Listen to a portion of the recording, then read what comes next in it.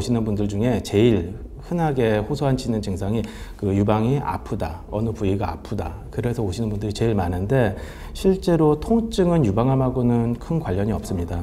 한 유방암 환자들 중에서도 100명 중에서 통증이 있었던 분들은 100명 중에 한 뭐 20-30%가 될까 말까 정도이고 실제로 그래서 통증 같은 경우는 유방암하고는 별개로 비특이적인 유방 통증이라든지 특별한 원인 없이 그냥 아픈 거 그런 거든지 아니면은 암이 아닌 양성혹 같은 경우가 통증을 동반하는 경우가 더 많고요.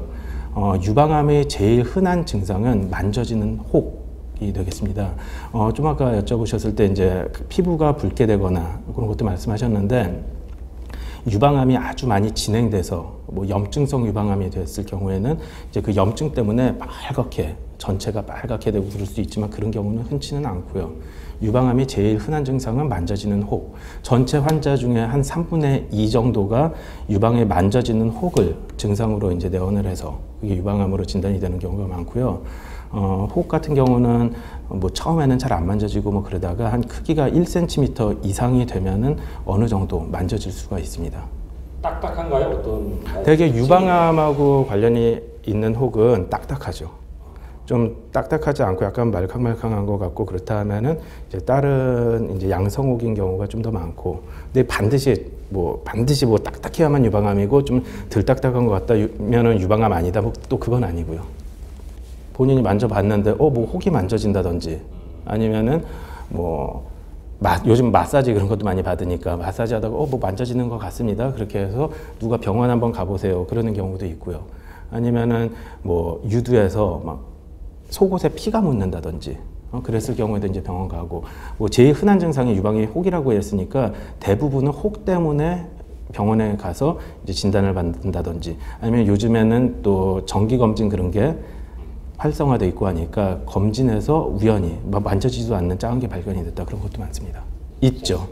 그러니까 우리나라가 굉장히 독특한데요. 서양 이제 미국 같은 경우에는 나이가 많아질수록 유방암 환자가 점점 많아져서 피크가 뭐 60대, 70대 그때가 환자가 제일 많은데요. 우리나라는 특징적으로 40대 후반, 40대 후반에서 50대 초반이 환자가 제일 많고 그 이후에는 오히려 감소하고, 그래서 우리나라 유방암 환자가 그 서구에 비해서 상대적으로 젊은 환자가 많다는 게 굉장히 특징적인 거고요. 서구에서는 굉장히 드문 뭐 30대 환자 그런 분들도 아주 드물게 20대 환자들도 우리나라에서는 종종 보고요. 30대는 많이 흔해요, 요즘은.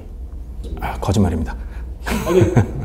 뭐 속옷을 안 입는다고 뭐 유방암에 더 뭐 안 걸리고 뭐 속옷을 입는다고 유방암에 뭐 걸리고 그런 거는 밝혀진 게 없고요.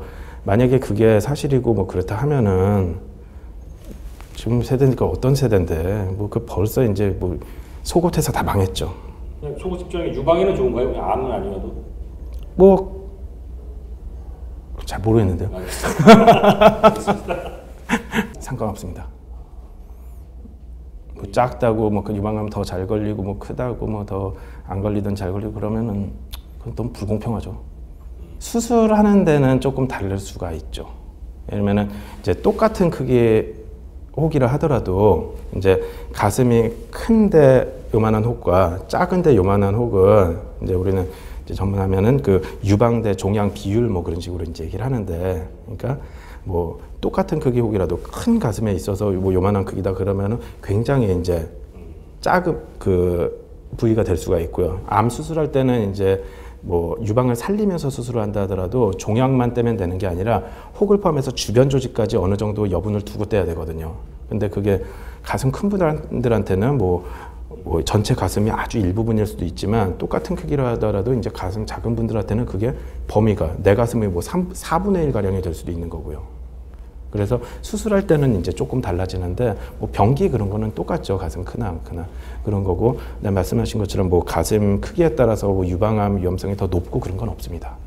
유방암 자가 진단이 매우 중요하죠. 특히 이제 뭐 유방 같은 경우는 겉으로 드러나는 장기이기 때문에 자가 진단이 또 가능하고, 아까 말씀드렸듯이 유방암의 제일 흔한 증상이 그 유방에 만져지는 멍울, 혹이니까 자가 진단을 열심히 하면은 그 조기 발견하는데 매우 큰 도움이 됩니다. 일단 시기 그런 게 중요한데 그 30세가 되면은 이제 권장하는 게 자가 검진을 매달 폐경 전 여성일 경우에는 이제 생리 끝나고 나서 한 2에서 7일째, 그때가 이제 가슴이 제일 말랑말랑 부드러울 때니까 그때 하는 게 제일 정확하니까 생리 끝나고 나서 한 2에서 7일째 사이, 한 3에서 5일째 하는 게 제일 무난하겠죠. 그렇고 이제 폐경이 이제 이미 된 분들 그런 경우 같은 경우는 뭐 매달 일정한 날, 뭐 1일이든 뭐 말일이든 중간날이든 갯날이든 정해갖고 일정하게 그렇게 규칙적으로 하는 게 중요하고요.